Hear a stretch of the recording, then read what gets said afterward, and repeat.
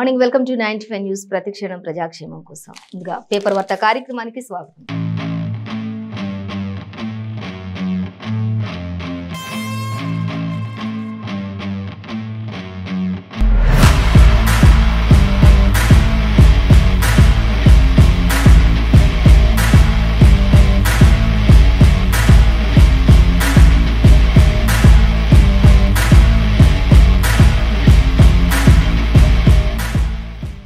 మన ముందు నమస్తే తెలంగాణ, ఆంధ్రజ్యోతి, ఈనాడు, వెలుగు పేపర్స్ ఉన్నాయి. ఇక ఏ దినపత్రికల్లో ఏ వార్తలు ఉన్నాయనేది మనం మొదటిగా చూసుకుందాం.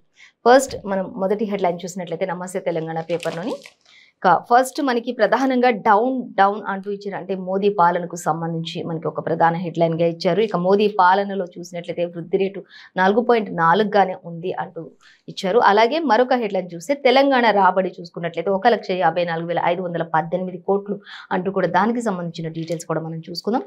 అలాగే కేసీఆర్ తెలంగాణ జాతిపిత అంటూ కూడా ఆయన గురించి మరి ఇక్కడ మనకి ఇక్కడ ఇవ్వడం జరుగుతుంది. ఇది చాట్ జీపీటీ మాట అంటూ కూడా చెప్తూ ఉన్నారు. సో దానికి సంబంధించి కూడా డీటెయిల్స్ చూసుకుందాం. అలాగే కేసీఆర్ కు కృత్రిమ మేధ గుర్తింపు అంటూ కూడా లభించింది అనేది కూడా ఆయనకు సంబంధించినటువంటి ఒక మేధ గుర్తింపు ఏమొచ్చింది అనే దానిపై కూడా కృత్రిమ మేధ గుర్తింపు అనేది ఒకటి ఇచ్చారు. అది కూడా మనం తెలుసుకుందాం.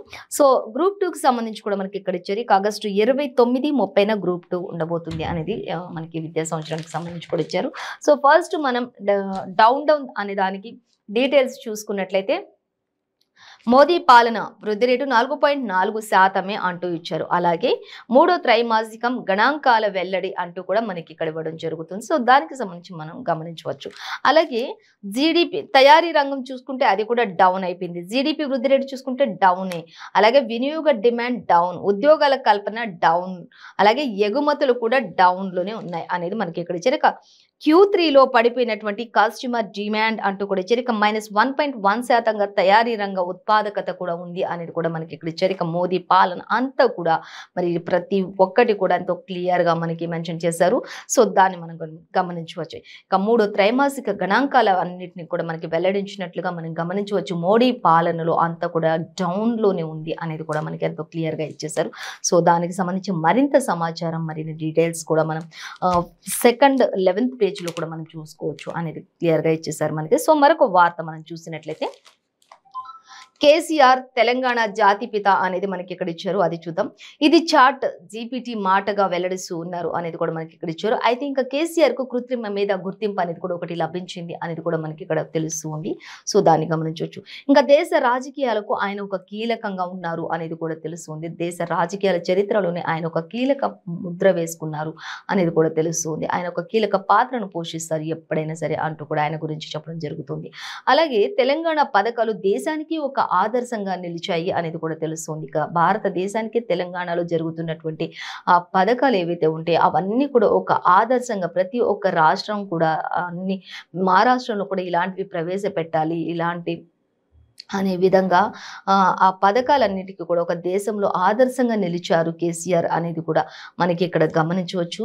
అలాగే రైతు బంధు, కళ్యాణ లక్ష్మి పథకాలు మాత్రం ఎంతో అద్భుతం అంటూ కూడా బేష్ అంటూ కూడా చెప్తూ ఉన్నారు.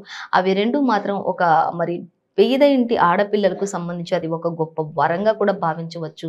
ఎందుకంటే కళ్యాణ లక్ష్మి, షాదీ ముబారక్ అనే దానితో ఆడపిల్లల పెళ్లిళ్ళు చేయాలంటే కూడా మరి ఎంతో ఆలోచించి తలమునకలైపోతున్నటువంటి పేద తల్లిదండ్రులకి ఇది ఒక ఊరటనిచ్చేటటువంటి గొప్ప విషయంగా చెప్పుకోవచ్చు అన్నట్లుగా మనకి షాదీ ముబారక్ గురించి అలాగే కళ్యాణ లక్ష్మి గురించి ఇవ్వటం కూడా జరిగింది.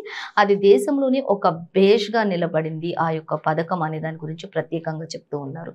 సో మరొక వార్త మనం చూసినట్లయితే రైతు బంధు, అలాగే రైతు బంధు కూడా మరి రైతులందరికీ ఒకప్పుడు రైతు బంధు అనేది లేదు, కానీ ఇప్పుడు ఆయన కేసీఆర్ రైతు బంధు ప్రవేశపెట్టారు. దాని ద్వారా రైతులు కూడా ఆత్మహత్యలు తగ్గిపోతూ ఉన్నాయి. అలాగే రైతులకు 24 గంటలు ఉచిత కరెంటు, అలాగే ఇంకా నీటి సమస్య కూడా లేకుండా తెలంగాణ రాష్ట్రం వచ్చిన తర్వాత నీటి సమస్య కూడా లేదు అనేది కూడా మనకి ఇక్కడ ఎంతో క్లియర్ గా అర్థమవుతుంది. సో మనకి చెప్తూ ఉన్నారు. అలాగే మరొక వార్త మనం చూసినట్లయితే కేసీఆర్ కు సమర్థుడైన వారసుడే కేటీఆర్ అంటూ ఆయన గురించి గురించి కూడా చెప్తున్నారు.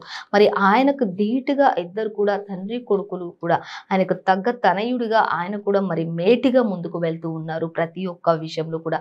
ఇప్పుడు హైదరాబాద్ మహానగరాన్ని ఒక మరి హబ్గా చేశారు అనేది, ఒక స్టార్టప్ హబ్గా కావచ్చు, ఒక మరి ఫారమ్స్ కావచ్చు, అలాగే ప్రతి దానికి సంబంధించి అనేక దేశ విదేశాల నుంచి కూడా మరి పెట్టుబడులు పెట్టడానికి ఎంతో మక్కువ చూపుతున్నటువంటి రాష్ట్రంగా తెలంగాణ రాష్ట్రాన్ని, అలాగే హైదరాబాద్ మహానగరాన్ని కేటీఆర్ కూడా ఉంచారు. ఐటీ రంగంలో మేటిగా ముందుకు నడిపిస్తున్నటువంటి కేటీఆర్ అంటూ తండ్రికి తగ్గ తనయుడుగా ఆయనకు సమర్థుడైన వారసుడిగా ఉన్నారు కేటీఆర్ కూడా అన్నట్లుగా మనకి ఇక్కడ ఇచ్చారు. సో మరొకటి చూస్తే అత్యంత వివాదాస్పద నేత ఎవరు అంటే నరేంద్ర మోదీ అంటూ కూడా చెప్తూ ఉన్నారు. అంటే వీళ్ళు చేస్తున్నటువంటి అన్ని మంచి పనులు కావచ్చు, మరి పథకాలకి కావచ్చు, మరి రాష్ట్ర ప్రభుత్వానికి కావలసిన నిధులు ఇవ్వకపోయినప్పటికీ కూడా తమ సొంత నిధులతోటి ప్రజలందరినీ కూడా మరి చూసుకుంటూ పరిపాలనిస్తున్నటువంటి పరిపాలన విషయంలో మరి అత్యంత క్రూరంగా వివాదాస్పద రూట్లో వెళ్తున్నది ఎవరు అంటే మోదీ పాలన అన్నట్లుగా కూడా మనకి ఇక్కడ ఇచ్చారు. సో మొత్తంగా అయితే ఇంకా అనేక ప్రశ్నలకు సంచలన జవాబులు ఇచ్చినటువంటి కేసీఆర్ కూడా ఇక్కడ అనేక ప్రశ్నలు ఇచ్చారు. అలాగే కేసీఆర్ అసలు ఎవరు ఏంటి అనే దాని గురించి కూడా మొత్తం కూడా మనకి క్లియర్గా మనకి సెకండ్ పేజ్లో ఇచ్చారు. సో దాన్ని మనం గమనించవచ్చు. అయితే చేస్తున్న పథకాలేంటి, చేస్తున్న పనులేంటి, అభివృద్ధి పనులేంటి, అలాగే ఇంతవరకు ఏం చేశారు, ఇక ముందు ఏం చేయబోతున్నారు, ప్రజలను ఉద్దేశించి ఏం మాట్లాడుతున్నారు, మరి మంచిగా నడిపిస్తున్నటువంటి రాష్ట్రాన్ని వెనక్కి లాగడానికి ప్రజలను తప్పుదో పట్టించడానికి చూస్తున్నటువంటి వాళ్ళు ఎవరు ఏంటి అనే దాని గురించి మొత్తం కూడా మనకి సెకండ్ పేజ్లో ఇచ్చారు. సో ఫస్ట్ మనకైతే కేసీఆర్ తెలంగాణ జాతిపితగా, అలాగే ఇది ఒక జీపీటీ మాటగా ఇచ్చారు. అలాగే కేసీఆర్కు కృత్రిమ మీద గుర్తింపు కూడా లభించింది అన్నట్లుగా మనకి ఇక్కడ ఇవ్వడం జరుగుతుంది. సో మనం మరొక పేపర్ చూసుకున్నాం, మనం సాక్షి చూసుకున్నాం. నెక్స్ట్ సాక్షి పేపర్ చూసినట్లయితే 10 నెలలు ప్రజల్లోని అంటూ మనకి ప్రధాన వార్తగా ఇచ్చారు సాక్షిలో. మనం దానిని గమనించవచ్చు. సో చూద్దాం. నెక్స్ట్ మరొక హెడ్లైన్ చూస్తే ఇక కుక్క కాటుకు 1000 కుట్లు అంటూ మనకి ఇక్కడ ఇచ్చారు. సో దాన్ని గమనిద్దాం. అమెరికాలో 6 ఏళ్ల బాలిక వ్యధ ఇది అంటూ కూడా మనకి ఇక్కడ ఇచ్చారు. సో దానికి సంబంధించి డీటెయిల్స్ కూడా చూద్దాం. ఒక కుక్క కాటుకు 1000 కుట్లు వరకు పడిన ఒక బాలిక అమెరికాలో అంటూ కూడా ఇచ్చారు. సో చూద్దాం. మనం ఇంకా ఆప్ సర్కార్కు ఎదురు దెబ్బ అనేది కూడా మనకి ఒక ప్రధాన హెడ్లైన్ గానే ఇచ్చారు. సో దాన్ని కూడా మనం గమనిద్దాం. అలాగే ఇంకా మనకి చూసినట్లయితే ఆగస్టు 29, 30 తేదీలో గ్రూప్ 2 పరీక్షలు ఉండబోతున్నాయి అనే దాని గురించి మనకి యాజ్టీస్గా నమస్తే తెలంగాణలో కూడా ఇచ్చారు. సో ఇక్కడ కూడా మనకు అదే ఇచ్చారు. సో దాన్ని మనం గమనించవచ్చు. అలాగే ఫస్ట్ 10 నెలలు ప్రజల్లోని అనే దాని హెడ్లైన్కి సంబంధించి డీటెయిల్స్ చూసినట్లయితే ఎన్నికల రణానికి సిద్ధం కండి అంటూ రాష్ట్ర బీజేపీ నేతలకు నడ్డా, అలాగే అమిత్ షా కూడా దిశానిర్దేశం చేస్తున్నారు. ఈ 10 నెలలు కూడా ప్రజల్లోనే మమైకమవుతూ ఉండాలి. ప్రజల అవసరాల కొరకు ప్రజలు ఏం కోరుకుంటున్నారో అనే దానికి సంబంధించి మీరు అన్ని కూడా అవగాహనతోటి ఉండాల్సిన అవసరం ఉంది అంటూ అక్కడ ఉన్నటువంటి రాష్ట్ర బీజేపీ నేతలు అందరికీ కూడా దిశానిర్దేశం చేశారు జేపీ నడ్డా, అలాగే అమిత్ షా అంటూ కూడా మనకి ఇక్కడ ఇవ్వడం జరుగుతుంది. కేసీఆర్ సర్కారు పోవాలి, కుటుంబ పాలన అంతరించాలి అన్నట్లుగా మనకి ఇక్కడ ఇచ్చారు సాక్షిలో. అలాగే కాషాయ జెండా ఎగరాల్సిందే అంటూ కూడా పట్టుపట్టినట్లు మనం ఇక్కడ గమనించవచ్చు. అలాగే స్పష్టమైన వ్యూహాలు, కార్యాచరణతో ముందుకు సాగాల్సిన అవసరం ఎంతైనా ఉంది అంటూ కూడా మరి కార్యకర్తలు అందరికీ కూడా దిశానిర్దేశం చేశారు జేపీ నడ్డా, అలాగే అమిత్ షా, అలాగే బండి సంజయ్. వీళ్ళంతా కూడా పార్టీ కార్యకర్తలు అందరికీ కూడా మరి ముందుకు తీసుకెళ్తూ పార్టీ బలోపేతానికి ఏ విధంగా కృషి చేయాలి, మనం ఏ విధంగా ఉండాలి అంటూ కూడా ఐక్యంగా పోరాడదాం, కేసీఆర్ పాలన అంతమొందించాలి అనే దానిపైనే టార్గెట్ పెట్టినట్లుగా మనకి ఇక్కడ అర్థమవుతుంది. సో నెక్స్ట్ చూస్తే ఇంకా రాష్ట్ర ప్రభుత్వ వైఫల్యాలను ప్రజల్లో ఎండగట్టాలి అంటూ కూడా తెలుస్తుంది. రాష్ట్ర ప్రభుత్వం చేస్తున్నటువంటి వైఫల్యాలు ఏవైతే ఉన్నాయో అవన్నిటిని కూడా మనం ప్రజలకు తెలియచేయాలి. ప్రజల్లో రాష్ట్ర ప్రభుత్వ పాలనను ఎండగట్టే విధంగా మనం ముందుకు సాగాలి అంటూ కూడా చెప్తూ ఉన్నారు. అలాగే కేంద్ర ప్రభుత్వం పథకాలు ప్రచారం చేయాలి అంటూ కూడా కేంద్ర ప్రభుత్వం ఏ పథకాలు ప్రవేశపెడుతుంది, కేంద్ర ప్రభుత్వం నుంచి ఎంత ఆదాయం లభిస్తుంది, ఎంత అభివృద్ధి జరుగుతుంది అనే దాని గురించి కూడా ప్రజలకు ప్రతి ఒక్కరికి కూడా అవగాహన కల్పించాలి. ఎంతసేపు రాష్ట్ర ప్రభుత్వం ఏం చేస్తుంది, రాష్ట్ర ప్రభుత్వం వైపే అందరూ చూసే విధంగా వాళ్ళు చేసే చిన్న చిన్న పథకాలు, వాళ్ళు చిన్న చిన్న వాటికి ప్రజలు ఆకర్షితులు అవుతున్నారు. కానీ వాళ్ళు చేసేది ఏంటి, కేంద్ర ప్రభుత్వం ఏం చేస్తుంది అనేది ప్రజలకు మెయిన్గా తెలియచేయాలి.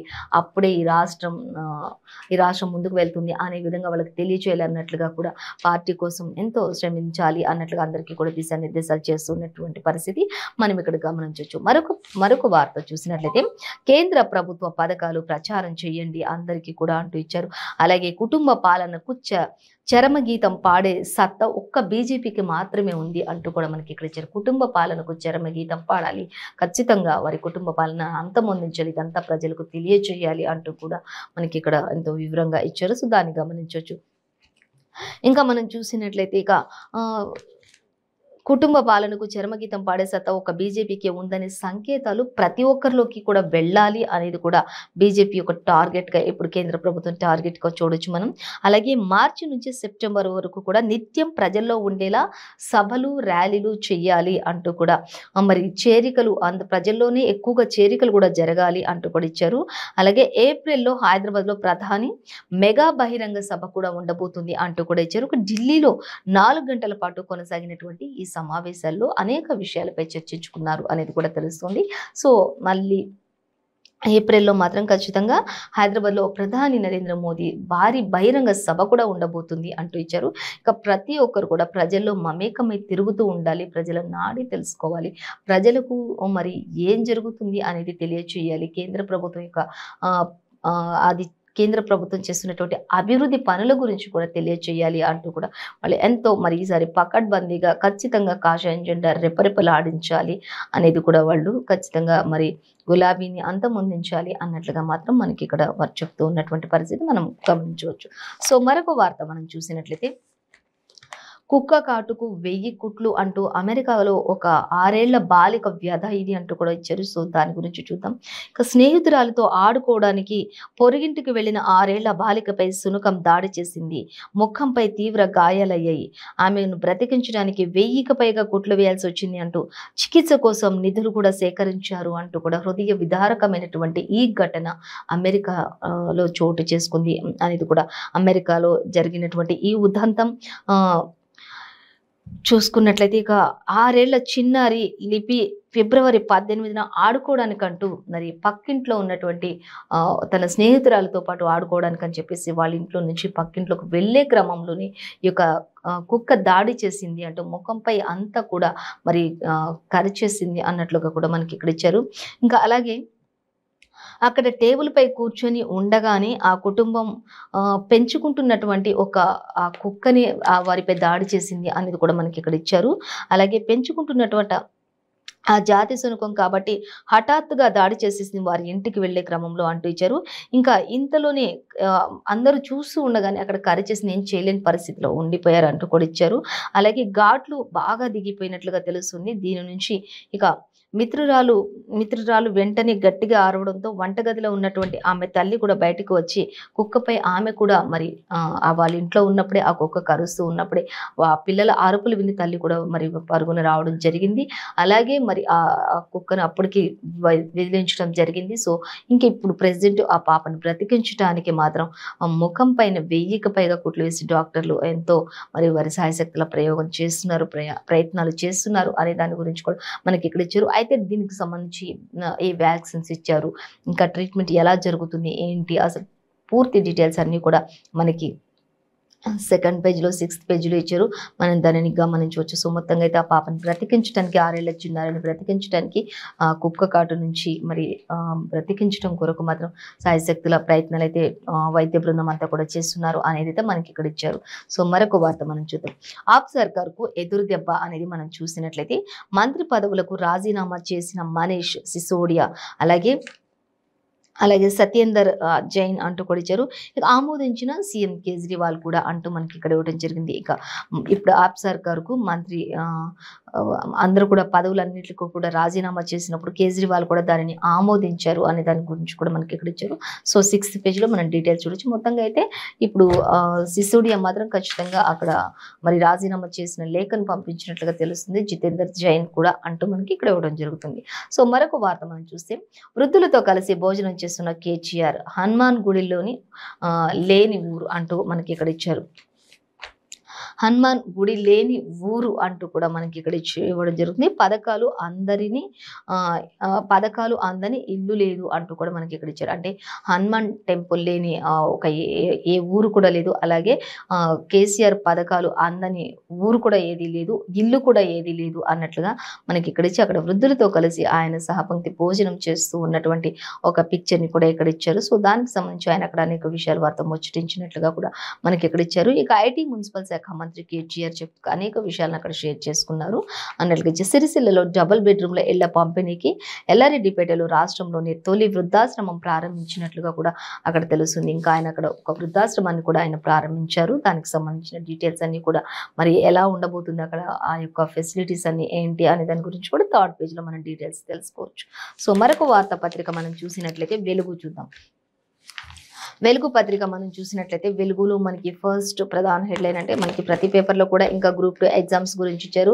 ఆగస్టు 29th 30th తేదీల్లో అంటూ మనకి ఇక్కడ ఇచ్చారు. 783 పోస్టులకు 5.5 లక్షల మంది పోటీ పడుతూ ఉండడం గమనార్హంగా ఉండొచ్చు. సో దీనిని బట్టి మరి ఎంత ఇదిగా ఉండబోతుంది పేపర్స్ అనేవి కూడా మనం గమనించవచ్చు. సో మరొక వార్త మనం చూసినట్లయితే ఫస్ట్ అమిత్ షా చెప్తూ ఉన్నారు, నా ఫోకస్ తెలంగాణ పైనే అంటూ కూడా ఇచ్చారు అమిత్ షా. మనకి ప్రధాన వార్తగా దాన్ని చెప్పుకోవచ్చు. ఎందుకంటే ఇప్పటికే మరి అందరికీ కూడా మంత్రులందరికీ కూడా దిశానిర్దేశాలన్నీ చేస్తూ ఉన్నారు. అంటే ఈ 10 నెలల వరకు ఖచ్చితంగా ప్రజల్లోని మమేకమై తిరుగుతూ ఉండాలి. అలాగే ఏప్రిల్లో భారీ బహిరంగ సభ ప్రధాని మోదీ కూడా ఉంది అనేది, అలాగే ప్రజల్లో ప్రతి క్షణం కూడా ప్రజలతోనే ఉండాలి. బహిరంగ సభలకు కూడా వారిని హాజరుపరుస్తూ ఉండాలి. వారికి కేంద్ర ప్రభుత్వం యొక్క అభివృద్ధి పాలన గురించి వారికి ప్రతి ఒక్కరికి తెలియచేయాలి. ఆ సంకేతాలన్నీ కూడా ప్రతి మనిషి దగ్గరికి వెళ్ళాలి, ప్రతి ఇంటికి వెళ్ళాలి అంటూ కూడా ఆయన చెప్తూ ఉన్నటువంటి పరిస్థితి మనం గమనించవచ్చు. అలాగే మరొక వార్త చూస్తే మెడికో ప్రీతి ఘటనపై గవర్నర్ సీరియస్ అవుతూ ఉన్నారు అనే దాని గురించి కూడా మనకి ఇక్కడ ఇచ్చారు. సో దానికి సంబంధించిన డీటెయిల్స్ ఒకసారి చూసినట్లయితే ఆమె ఆరోగ్యం బాగోలేదని తప్పుడు సమాచారం ఇచ్చారని కాళోజీ హెల్త్ వర్సిటీ ఆఫీసర్లపై ఆగ్రహం వ్యక్తం చేశారు గవర్నర్ తమిళిసై సౌందరరాజన్ అంటూ మనకి ఇక్కడ ఇచ్చారు. అన్ని కోణాల్లో దర్యాప్తు చేయాలని చెప్పేసి వీసీకి లెటర్ రాశారు. ఇక మెడికోల పని గంటలు చూసుకోవాలి, అలాగే మెడికల్ కాలేజీలు హాస్పిటల్లో సీసీ కెమెరాల పనితీరుపై కూడా రిపోర్ట్ ఇవ్వాలని కూడా ఆదేశాలు జారీ చేసినట్లుగా మనకి ఇక్కడ అర్థమవుతుంది.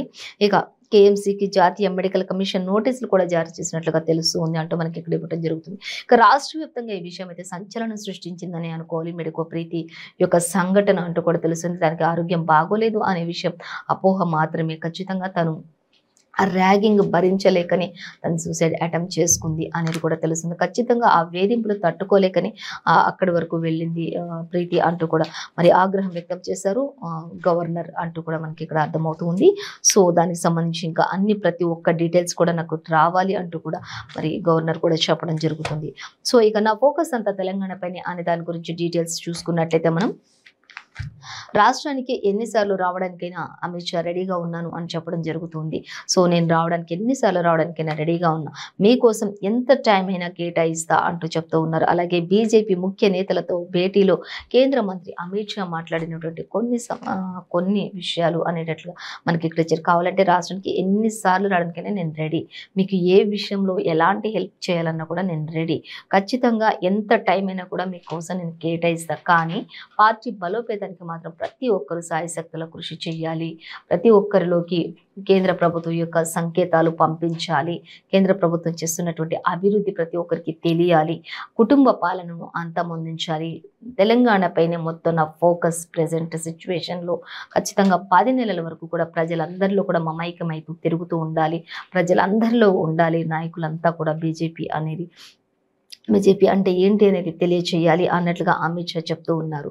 అలాగే ఇక బీజేపీ ముఖ్య నేతలు అందరితో కూడా ఆయన అన్ని విషయాలను షేర్ చేసుకున్నారు. ప్రతి ఒక్కరు కూడా ఏది కావాలన్నా కూడా నేనున్నాను, ఖచ్చితంగా పార్టీని బలపరుస్తాం అన్నట్లుగా మాత్రం ఆయన చెప్తూ ఉన్నారు. అలాగే తెలంగాణలో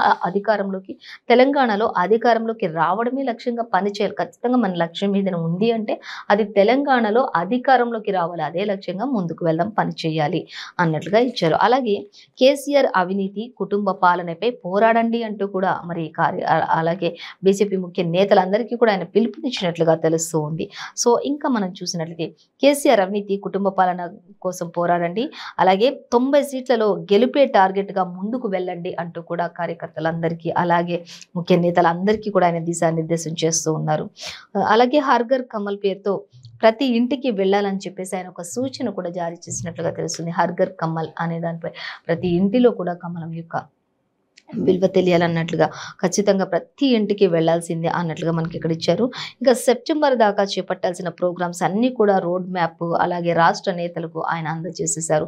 సెప్టెంబర్ వరకు ఏవైతే జరగాల్సిన కార్యక్రమాలు ఉన్నాయో అవన్నీ కూడా రోడ్ మ్యాప్ తో సహా రాష్ట్ర నేతలందరికీ ఇప్పటికే అందించేశారు అన్నట్లుగా కూడా తెలుస్తుంది. సో ఢిల్లీలోని నడ్డా నివాసంలో కూడా 2.5 గంటల పాటు సాగినటువంటి మీటింగ్ అంటూ కూడా ఇచ్చారు. ఇక వారు నడ్డా అలాగే అమిత్ షా 2.5 గంటల పాటు ఢిల్లీలో ఆయన నివాసంలో కూడా భేటీ అనంతరం అన్ని విషయాలని మనకి చెప్పడం జరుగుతుంది అన్నట్లుగా మనకి ఇక్కడ ఇచ్చారు.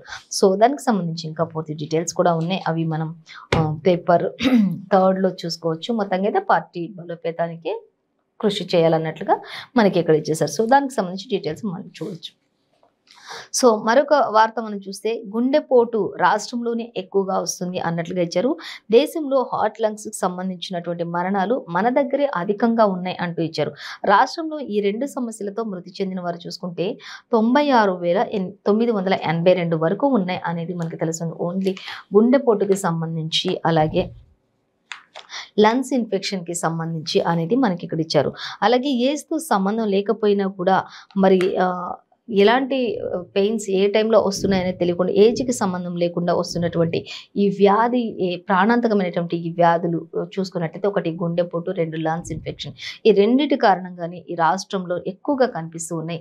రాష్ట్రంలో మరి మృతి చెందిన వారి సంఖ్య కూడా చూసుకుంటే ఇప్పటి వరకు 96,982 అంటే దాదాపు 1,00,000 పైగా వరకు కూడా మరి ఉన్నట్లుగా తెలుస్తుంది. కేవలం ఈ రెండిట్ల కారణంగానే అనేది అది కూడా రాష్ట్రంలోనే ఎక్కువగా జరుగుతుంది అనే దాని గురించి ఇచ్చారు. సో డీటెయిల్స్ అన్ని కూడా మనం మెడికల్ సర్టిఫికెట్స్ కు సంబంధించి మరి 2nd పేజీలో మనం గమనించవచ్చు అనేది మనకి ఇక్కడ ఇచ్చారు. సో మరొక వార్తాపత్రిక మనం చూద్దాం.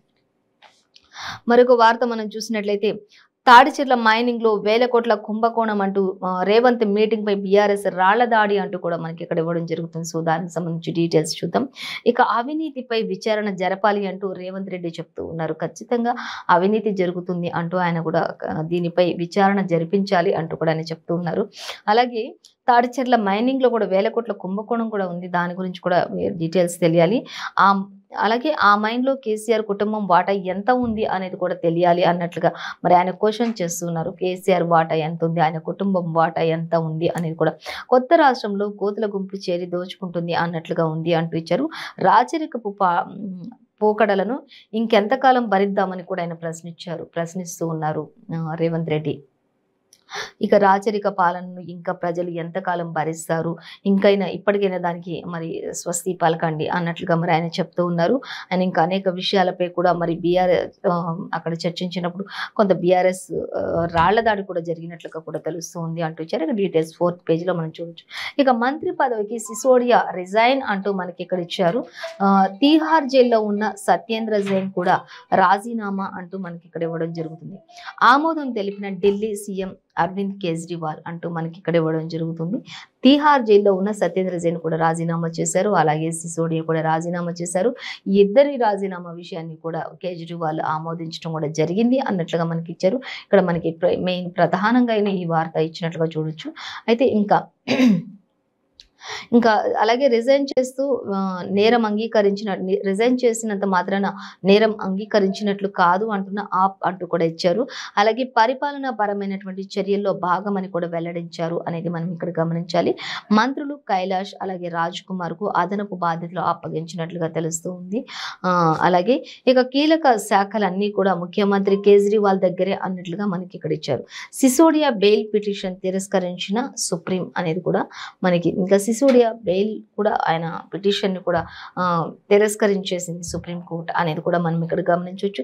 మొత్తంగా అయితే వీరు ఇద్దరు కూడా మరి సిసోడియా అలాగే సిసోడియా రాజీనామా చేసేసారు అనేది తెలుస్తూనే ఉంది. మరి అలాగే సత్యేంద్ర జైన్ కూడా రాజీనామా చేశారు. వీళ్ళిద్దరిది కూడా ఆమోదించడం కూడా జరిగింది కేజ్రీవాల్ అనేది కూడా మనకు అర్థమవుతుంది. సో మరొక వార్త మనం చూసినట్లయితే ఇక పంటలు ఎండుతున్నాయి అయినా కూడా పట్టించుకోరా అంటూ కూడా రోడ్ల పైన మరి ప్లకార్డులతోటి మరి రైతులందరూ కూడా నీళ్లు లేక మరి కొన్ని ప్రాంతాల్లో మరి ఇప్పుడు చూస్తే తెలంగాణ రాష్ట్ర ప్రభుత్వంలో మరి పుష్కలంగా నీళ్లు ఉన్నాయి, తాగునీరు కోసం మరి ఎక్కడ ఇబ్బందులు పడాల్సిన అవసరం లేదు అన్నట్లు ఇచ్చారు. కానీ ఒక ప్రాంతంలో చూసుకున్నట్లయితే ఆదిలాబాద్ జిల్లాలో చూస్తే బిందెల నుండి ఒక 100 లైన్ల వరకు పెట్టేసి ఆ క్యూ లైన్లో నీటి చుక్క కోసం బిందెలతో రోడ్డెక్కినటువంటి మహిళలు ఆయా పిక్చర్స్ కూడా ఇక్కడ మనం ఇవ్వడం గమనించవచ్చు. అలాగే రైతులతో పంటలు కూడా ఎండిపోతున్నాయి, నీళ్ళు ఇవ్వరా అన్నట్లుగా రైతులు కూడా ఇక్కడ మనకి వారు కూడా ప్లకార్డులతోటి మాకు పంటలన్నీ ఎండిపోయినా కూడా ప్రభుత్వం కేంద్ర రాష్ట్ర ప్రభుత్వం పట్టించుకోదా అన్నట్లుగా మరి మనకి ఇక్కడ వాళ్ళు కూడా ప్రదర్శించడం జరుగుతున్నట్లుగా మనకి ఇక్కడ ఇచ్చారు. సో మనం దాన్ని గమనించవచ్చు. సో వీటికి సంబంధించిన పూర్తి డీటెయిల్స్ మాత్రం మనం 5th పేజీలో చూడొచ్చు అన్నట్లుగా ఇచ్చారు. సో మరొక వార్తాపత్రిక చూసినట్లయితే ఈనాడు చూద్దాం. ఈనాడు చూసినట్లయితే ఈనాడులో మనకి ఖచ్చితంగా ఫస్ట్ గ్రూప్ 2 ఎగ్జామ్స్ గురించి ఇచ్చారు. August 29th 30th డేట్స్లో. అలాగే మనకి ప్రతి పేజీలో కూడా ఇచ్చారు, చూడొచ్చు. మరి అలాగే గెలిచి తీరాల్సిందే అనేది మనకి ఇక్కడ ఇచ్చారు. గెలిచి తీరాల్సిందే అనేది చూసుకున్నట్లయితే ఖచ్చితంగా తెలంగాణకే నా మొదటి ప్రాధాన్యత ఇస్తాను అంటూ అమిత్ షా చెప్పడం జరుగుతుంది. అమిత్ షా ఫస్ట్ ప్రతి పేజీ ప్రతి ఒక్క దినపత్రికలో కూడా అమిత్ షా చెప్పేది మాత్రం ఒకటే కనిపిస్తుంది. ప్రతి ఒక్కరు కూడా కేంద్ర ప్రభుత్వ పథకాలు కానీ కేంద్ర ప్రభుత్వం చేసినటువంటి అభివృద్ధిని కానీ ప్రజల్లోకి తీసుకువెళ్ళాలనేటువంటి ఆ సంకేతాలన్నీ కూడా ప్రజల్లోకి చేరాలి. తెలంగాణలో గెలిపే లక్ష్యంగా పోరాడాలి ప్రతి ఒక్కరూ. మీకోసం ఎంత టైం అయినా కేటాయిస్తాను, ఎంత సమయాన్నైనా వెచ్చించి మీకు ఏ డౌట్స్ ఉన్నా క్లియర్ చేస్తాను. ప్రజల్లోకి మీరు వెళ్ళి కావాలంటే ఎన్నిసార్లు రాష్ట్రానికి రమ్మన్నా కూడా నేను వస్తాను, రావడానికి కూడా సిద్ధంగా ఉన్నాను అన్నట్లుగా అమిత్ షా దిశానిర్దేశం చేశారు. ముఖ్య నేతలందరికీ కూడా ఆయన ప్రోత్సాహం ఇప్పుడు ఉంటుంది. మీరంతా మరి తెలంగాణలో గెలిపే లక్ష్యంగా పోరాడండి అంటూ కూడా ఆయన ఎన్ని సీట్లు రావాలనే దానిపై కూడా క్లారిటీ ఇచ్చేసినట్లుగా మనకి తెలుస్తుంది. సో ఇంకా మొదటి ప్రాధాన్యత మాత్రం ఆయన తెలంగాణకే ఇచ్చినట్లుగా కూడా ప్రతి పేపర్లో కూడా ఇచ్చారు. అలాగే 119 సెగ్మెంట్లలో బహిరంగ సభలు ఉండబోతున్నాయి అనేది కూడా ఇచ్చారు. ముగింపు సభకు ప్రధాని మోదీ వస్తారు అనేది కూడా ఇచ్చారు. అలాగే చేరికలపై ప్రత్యేక దృష్టి పెట్టండి ఖచ్చితంగా అనే దానిపై కూడా ఆయన దిశానిర్దేశం చేశారు. ఇంకా అలాగే సమస్యలపై ప్రజల్లోకి వెళ్ళండి ప్రత్యేకంగా అంటూ కూడా ఆయన చెప్తున్నారు. ప్రత్యేకంగా ప్రజలందరి సమస్యల్లోకి మీరు వెళ్ళండి, వారి సమస్యలను ఫస్ట్ తీర్చండి, ప్రజలకు ఏ సమస్య ఉందో ఆ సమస్యను పరిష్కరించండి అంటూ ప్రజల సమస్యలోకి మీరు మొదటిగా వెళ్ళండి అంటూ కూడా ఆయన చెప్తూ ఉన్నారు. అలాగే భాజపా కోర్ కమిటీ సమావేశంలో అమిత్ షా దిశానిర్దేశం చేశారు. అక్కడ ఉన్నటువంటి నేతలందరికీ కూడా అంటూ ఇచ్చారు. భాజపా కోర్ కమిటీ సమావేశం అనంతరం విలేకరులతో మాట్లాడుతున్న బండి సంజయ్, అలాగే చిత్రంలో జితేందర్ రెడ్డి, ఈటెల రాజేందర్, అలాగే గరికపాటి మోహన్ రావు, ఇంకా ఇతరత్ర మంత్రులు అందరూ కూడా అక్కడ ఉన్నట్లుగా తెలుస్తుంది. ఖచ్చితంగా మరి పార్టీ బలోపేతానికి ఏ విధంగా ఉండాలి, ఏం చేయాలి, ఎలా చేయాలి ఏంటి అనే దాని గురించి అక్కడ ఈటెల రాజేందర్, బండి సంజయ్ ఇంకా అందరూ కూడా వారు చర్చించుకున్నట్లుగా తెలుస్తుంది. అయితే ఈ విషయాలన్నింటిపై కూడా ఢిల్లీలో మరి జేపీ నడ్డా అలాగే అమిత్ షా ఇద్దరు కూడా వారి ఇంట్లోనే ఒక 2.5 hours కూడా భేటీ అనంతరం వారు అనేక విషయాలు చర్చించుకుని ఈ విషయాలన్నింటిని కూడా మరి షేర్ చేసుకున్నట్లుగా తెలుస్తుంది. సో దాన్ని గమనించవచ్చు. మరొక వార్త మనం చూసినట్లయితే భూదాన్ భూములు కాజేశారు అంటూ సర్కార్కే అమ్మేశారు అంటూ కూడా మనకి ఇక్కడ ఇవ్వడం జరుగుతుంది. సో దానికి సంబంధించి చూద్దాం. ఇక రంగారెడ్డి జిల్లా యాచారం కేంద్రంగా మాయాజాలం ఉంది అనేది కూడా, రంగారెడ్డి జిల్లా యాచారమే ఒక కేంద్రంగా మాయాజాలాన్ని నడిపిస్తూ ఉన్నారు అనేది మనకి ఇక్కడ ఇచ్చారు. రెవెన్యూ నిర్లక్ష్యంతో 250 ఎకరాలు ఆక్రమణల పాలైంది అని కూడా మనకి ఇక్కడ క్లియర్గా ఇచ్చేశారు ఈనాడులో. అలాగే అవే భూములను ఫార్మసిటీ కోసం సేకరించిన యంత్రాంగం అంటూ కూడా మనకి ఇక్కడ ఇచ్చారు. అక్కడంతా కూడా ఒక కబ్జా చేస్తూ అక్కడ ఒక మాయాజాలాన్ని క్రియేట్ చేస్తూ ఉన్నారు అనేది కూడా మనకి ఇచ్చారు. ఒక రెవెన్యూ అధికారుల నిర్లక్ష్యం కారణంగా 250 ఎకరాల భూ కబ్జాదారులకు వెళ్ళిపోయింది అన్నట్లుగా కూడా మనకి భూ కబ్జాదారుల పాలైపోయింది అన్నట్లుగా కూడా మనకి ఇక్కడ ఇచ్చారు. సో దాన్ని మనం గమనించవచ్చు. ఆక్రమణకు గురైనటువంటి భూదాన్ భూములు ఇవే అంటూ ఆ భూములకు సంబంధించినటువంటి ఆ యొక్క ప్రాంతం అంతటిని కూడా మనకి ఇక్కడ ఒక మరి పిక్చర్ని ఇచ్చారు, అది మనం చూడొచ్చు, గమనించవచ్చు. సో మరొక వార్త మనం చూద్దాం. ఇక మనది కట్టే పని, వారిది కూలగొట్టే పని అంటూ మనకి ఇక్కడ ఇచ్చారు. అంటే ఏంటి అనేది చూసుకున్నట్లయితే మంత్రి కేటీఆర్ చెప్తూ ఉన్నారు, మనం ప్రతి దానిని కట్టుకుంటూ వెళ్తున్నాం, కానీ కేంద్ర ప్రభుత్వం చేస్తున్న పని ఏంటి అంటే కూలగొట్టుకుంటూ రావడం, పేల్ చేసుకుంటూ రావడం అనేది మంత్రి కేటీఆర్ అందరితోటి అక్కడ కూర్చొని మరి విద్యార్థులతోటి అందరితోటి కూడా కొన్ని ప్రాంతాల్లో ఆయన తిరుగుతూ ఉన్నప్పుడు ట్యాబ్ల పంపిణీ అనంతరం ఇంకా విద్యార్థులందరితో కూడా కేటీఆర్ ముచ్చటించారు అనేది కూడా మనకి ఇక్కడ ఇచ్చారు. సో చూద్దాం. భాజపా కాంగ్రెస్ నేతలివి పనికి మాలిన మాటలు, మంత్రి కేటీఆర్ చెప్తూ ఉన్నటువంటి మాటలు ఇవి అన్నట్లుగా ఇచ్చారు. అలాగే ఇంటర్ విద్యార్థులకు 2000 ట్యాబ్లను పంపిణీ చేశారు. వృద్ధుల డే కేర్ కూడా ఆయన ప్రారంభించారు. అంటే అటు వృద్ధులకు డే కేర్ని ప్రారంభించారు, ఇటు విద్యార్థులకు అందరికీ కూడా మరి 2000 వరకు ట్యాబ్లను పంపిణీ చేశారు. ఆ తర్వాత అనంతరం ఆయన ప్రసంగించారు. ఆ ప్రసంగంలో చూసుకున్నట్లయితే కాంగ్రెస్ కావచ్చు, బీజేపీ కావచ్చు, మనం ప్రతి దానిని కట్టుకుంటూ నిర్మించుకుంటూ వెళ్తూ ఉన్నాం, ప్రతిదాన్ని ప్రోత్సహించుకుంటూ ముందుకు తీసుకెళ్తూ ఉన్నాం. కానీ ఈ రెండు ప్రతిపక్షాలు చేసేది ఏంటి అని చూసుకున్నట్లయితే ఖచ్చితంగా కట్టే వాటిని కూలగొట్టడం, ప్రోత్సహించే వాటిని వెనక్కి లాగడం, ఇంకా ఇలాంటి చర్యలకు పాల్పడుతూ మరి నీచ రాజకీయాలు చేస్తూ ఉన్నారు అనేది కూడా మరి కేటీఆర్ అక్కడ విద్యార్థులతో అలాగే వృద్ధులందరితో కూడా ఆయన ముచ్చటిస్తున్నటువంటి చిత్రాలను కూడా మనకి ఇక్కడ ఇచ్చారు. ఆ విషయాలను కూడా వారితో షేర్ చేసుకున్నట్లుగా మనం గమనించవచ్చు. అలాగే మరొక వార్త మనం చూసినట్టయితే ఆల్రెడీ మనం అన్ని పేపర్స్లో కూడా చూసుకుంటున్నాం, మనకి ఈనాడులో కూడా అదే యాజ్ ఇట్ ఈస్ గా ఇచ్చారు. మంత్రి పదవులకు సిసోడియా అండ్ జైన్ రాజీనామా అంటూ మనకి ఇక్కడ ఇచ్చారు. ఇప్పటికే దానిని కేజ్రీవాల్ కూడా ఆమోదించారు అనేది కూడా మనకి తెలుస్తుంది. ఒకవేళ రాజీనామా చేసినంత మాత్రాన తప్పు చేసినట్లు కాదు, తప్పు అంగీకరించినట్లు కాదు అంటూ కూడా వారు చెప్పడం గమనార్హంగా మనం ఇక్కడ చూడొచ్చు. సో చూద్దాం. ఆమోదించిన మంత్రి పదవులకు సిసోడియా అండ్ జైన్ రాజీనామా చేశారు. అలాగే ఆమోదించిన సీఎం అరవింద్ కేజ్రీవాల్ అంటూ కూడా ఇచ్చారు. సిసోడియా బెయిల్ పిటిషన్ను రద్దు చేశారు. విచారణ స్వీకరించిన సుప్రీంకోర్టు అనేది కూడా మనకి ఇక్కడ ఇవ్వడం జరుగుతుంది. అలాగే నేరుగా ఎలా వస్తారు అంటూ ఢిల్లీ అంటూ ఇచ్చారు. ఇక్కడ హైకోర్టుకు వెళ్ళండి అని కూడా సూచించారు. కొన్ని సూచనలు నేరుగా ఎలా వస్తారు, హైకోర్టుకు వెళ్ళండి అంటూ కూడా సూచించారు. 11th పేజీలో దీనికి సంబంధించిన మరిన్ని డీటెయిల్స్ అన్ని కూడా మనం చూడొచ్చు అనేది మనకి ఇక్కడ క్లియర్గా ఇచ్చేసారు. సో దానికి సంబంధించిన డీటెయిల్స్ 11th పేజీలో చూడొచ్చు. అలాగే మరొక వార్త మనం చూసినట్లయితే రేవంత్ లక్ష్యంగా రాళ్ళు గుడ్లు అంటూ ఇచ్చారు. రేవంత్ లక్ష్యంగా రాళ్ళు గుడ్లు పెట్టుకొని ఉన్నారు. ఎవరు ఏంటి అనేది చూస్తే భూపాలపల్లిలోని భారస కార్యకర్తలు దాడి చేశారు. రేవంత్ లక్ష్యంగా పెట్టుకొని రాళ్లను గుడ్లను వాళ్ళు తయారు చేసి పెట్టుకున్నారు. బీఆర్ఎస్ కార్యకర్తలు అలాగే బీఆర్ఎస్ నేతలు అంటూ కూడా మనకి ఇక్కడ ఇవ్వడం జరుగుతుంది. సో దానికి సంబంధించి డీటెయిల్స్ చూసి ఇక భూపాలపల్లిలో భారస కార్యకర్తలు దాడి, ప్రతిగా రాళ్లు విసిరిన కాంగ్రెస్ కార్యకర్తలు అంటూ కూడా ఇచ్చారు. ఇక వాళ్ళు కూడా ఏం తక్కువ లేదు, వాళ్ళు కూడా రాళ్లకు ప్రతిగా మళ్ళీ వీళ్ళు కూడా రాళ్ళు విసురుకోవడం, గుడ్లు విసురుకోవడం, ఇలా అన్ని జరుగుతూనే వచ్చాయి అనేది మనకి ఇక్కడ క్లియర్గా ఇచ్చారు. సో చూద్దాం. అలాగే పిసిసి అధ్యక్షుడు రేవంత్ రెడ్డి చేపట్టిన హాస్యహాత్ జోడో యాత్ర మంగళవారం భూపాలపల్లిలో ఉద్రిక్తుల మధ్య నడుమ కొనసాగింది అని తెలుస్తుంది. అక్కడ బీఆర్ఎస్ నేతలంతా కూడా మరి కాంగ్రెస్ నేతలపై మరి గుడ్లు విసిరినటువంటి పరిస్థితి అక్కడ కనిపిస్తుంది. గుడ్లు విసిరినప్పుడు వీళ్ళు కూడా ఇంకా అన్ని రాళ్ళు తీసుకొని ఇవ్వడం, ఇలా అన్ని జరుగుతూ వచ్చాయి అనేది తెలుస్తుంది.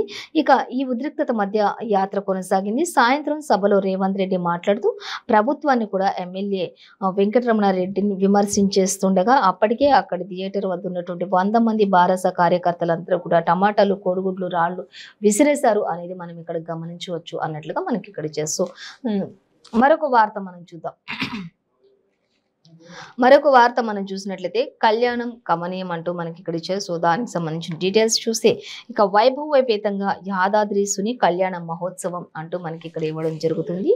సో ఇంకా 6 ఏళ్ల తర్వాత ప్రధాన ఆలయ సన్నిధిలో మనకి ఇక్కడ క్రతువు స్టార్ట్ చేశారు అనేది కూడా మనకి ఇక్కడ ఇచ్చారు. అంటే దీనికి సంబంధించి యాదాద్రిలో ఏ విధంగా పూజలు జరిగాయి అనే దాని గురించి దానికి సంబంధించి డీటెయిల్స్ 3rd పేజీలో చూడవచ్చు. సో మనం ఈరోజు ఏ పేపర్లో చూసుకున్నా కూడా ఇక కేంద్ర ప్రభుత్వం మాత్రం ఖచ్చితంగా తెలంగాణలో గెలిపే లక్ష్యంగా పోరాడాలి అన్నట్లుగా ఇంకా ప్రతి పేజీలో కూడా ఇచ్చారు. ఇక ఇటు కేటీఆర్ కూడా మరి కూలగొట్టే పనులు వాళ్ళు చేస్తున్నారు అది ఇది అనుకుంటూ వాళ్ళకు చెప్పడం, ఇలాగే ఇప్పుడు మంత్రి రేవంత్ రెడ్డి కూడా మరి ఆయన పాదయాత్రలు జరిగినటువంటి సంఘటనలు అన్ని కూడా సేమ్ యాజ్ ఇట్ ఈస్ గా ప్రతి పేపర్లో కూడా మనకి ఇచ్చారు. సో ఇదండి ఇవాళ పేపర్ వార్తా కార్యక్రమం విశేషాలు. మరో పేపర్ వార్తా కార్యక్రమంతో మళ్ళీ రేపు కలుసుకుందాం. అంతవరకు చూస్తూనే ఉండండి 95 న్యూస్.